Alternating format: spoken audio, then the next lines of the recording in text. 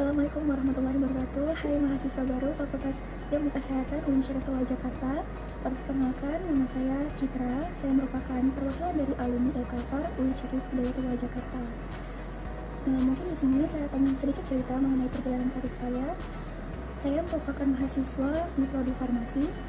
Pada tahun 2010 saya masuk dan pada tahun 2014 saya lulus.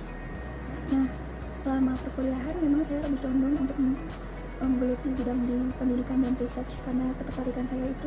Maka pada semester 6 saya sudah mencari-cari link untuk mendapatkan kesempatan dalam melakukan penelitian sebagai tugas akhir, dan alhamdulillah saya mendapatkan kesempatan itu di Batan, Serpong, tepatnya di PTRF yang terkait dengan radiofarmasi.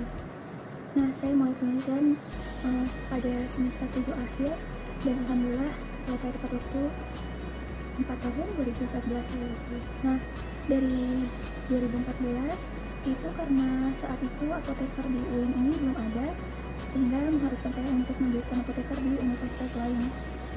Alhamdulillah setelah 6 bulan karena gap antara kelulusan dan pendaftaran itu agak jauh, saya bisa mempersiapkan diri mencari-cari informasi mengenai S2 di Indonesia.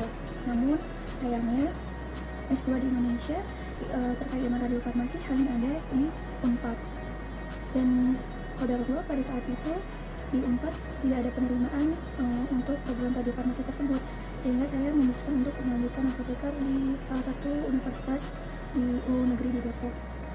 Alhamdulillah saya masuk pada tahun 2015 apoteker, dan di semester akhir saya mendapatkan informasi dari pembimbing saya di Batan bahwa ada Universitas Bunmei University di Jepang yang sedang membuka program namanya ANMEC atau Asian Nuclear Medicine, di mana mencari mahasiswa yang tertarik dengan kedokteran nuklir.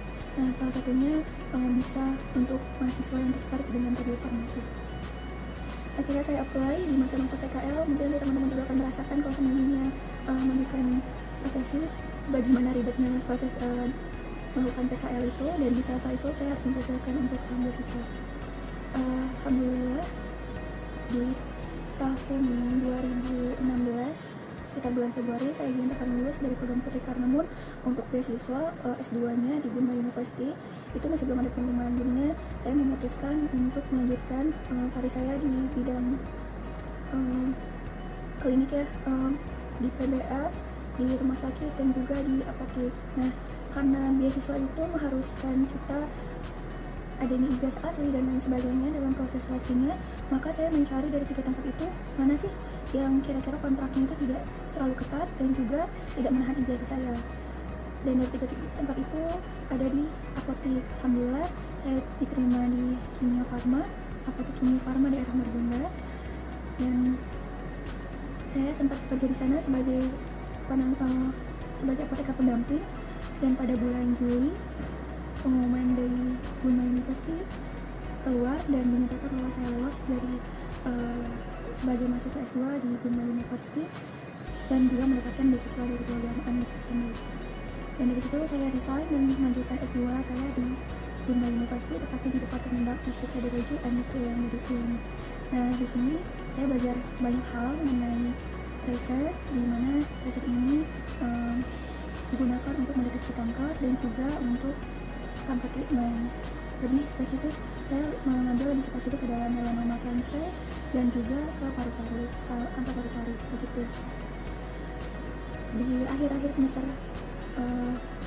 akhir master program, saya ditawari oleh profesor saya dan juga supervisor saya untuk melanjutkan S3. Namun sayangnya beasiswanya itu untuk yang anak program itu akan berakhir 3 tahun ke depan, sedangkan masa studi untuk S3 karena saya ada di bawah fakultas kedokteran di sini, di mana masa studinya 4 tahun, jadinya saya tidak bisa mengapply beasiswa tersebut. Tapi alhamdulillah si supervisor saya ini dan profesor saya ini meng-hire saya sebagai asisten research assistant dan juga teaching assistant.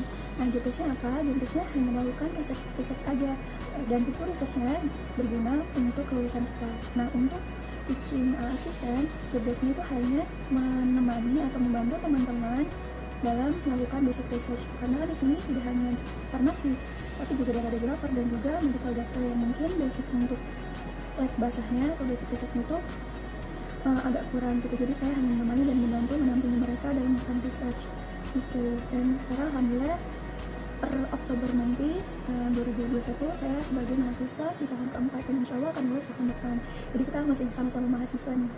Nah, kalau ditanya mengenai flashback ke belakang masa-masa S1 bagaimana suka dukanya, suka dukanya itu banyak kan, sukanya dibanding duka. Kalau dukanya mungkin karena dulu saya PP dari Depok ke Ciputat setiap hari pada tahun kedua dan sampai tahun keempat itu, jadi benar-benar habis waktu ya di jalan, sekali jalan itu sekitar 2 jam gitu. Nah, jadi di situ saya belajar bagaimana memanage waktu, bagaimana saya harus membaca cepat jurnal-jurnal, dan juga mengerjakan tugas-tugas supaya bisa ditentukan tepat waktu. Nanti teman-teman akan merasakan tugas-tugas formasi itu banyak sekali, tapi nggak usah khawatir, kalian bisa melaluinya.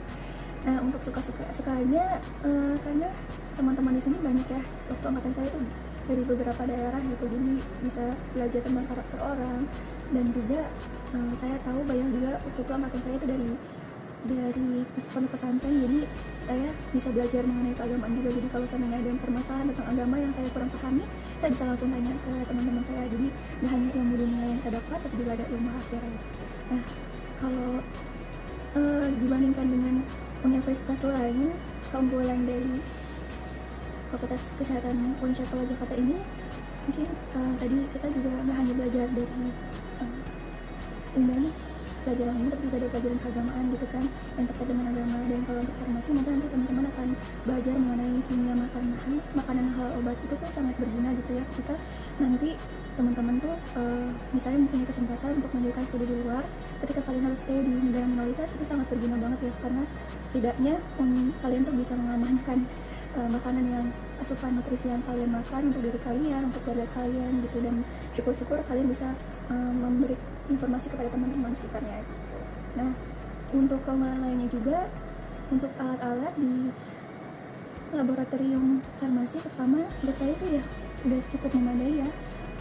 Karena di sini, karena di UIN itu ada Alsima, ICMS, HPLC dan lain sebagainya yang memang itu benar-benar digunakan nanti kalau seandainya kalian melanjutkan studi gitu.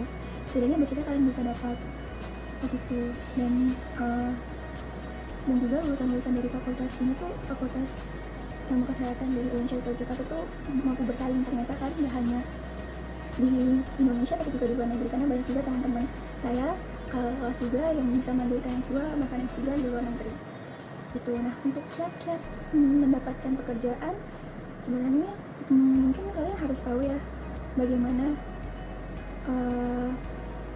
passion kalian di mana, terus kekurangan dan kelebihannya tentang diri kalian. Jadi ketika kalian nanti misalnya harus bekerja di tempat yang kalian minati, itu sangat bikin kalian enjoy. Tapi kalau seandainya tempat yang kurang enjoy, kalian bisa mencari celah-celah kira-kira mana sih nilai positif yang kalian punya yang bikin kalian tuh happy ketika kalian menjalani pekerjaan tersebut. Nah, untuk teman-teman juga saya sih berharapnya sih masih on the track ya di dalam farmasi. Tapi kalau seandainya misalnya tidak, misalnya ada di rumah sebagai ibu rumah tangga, kalian tetap bakal bisa menerapkan ilmu-ilmu kalian waktu kalian belajar di S1, karena sesungguhnya ketika kalian belajar di S1 itu hanya adalah supaya kalian bisa mengembangkan potensi kalian, pola pikir kalian, cara berpikir kalian, sudut pandang kalian dalam menyelesaikan suatu masalah gitu. Jadi dan juga untuk pekerjaan, kalau bisa kalian memperbanyak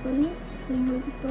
Dan mungkin kalau seandainya dari teman-teman yang memang tertarik seperti saya di dunia pendidikan atau di research, kalian harus banyak sekali link-link yang terkait dengan pendidikan dan research. Terus juga kalian harus sering-sering baca paper, sering-sering update ilmu gitu ya, apa sih penelitian-penelitian terbaru atau hot issue yang sekarang memang lagi diteliti gitu.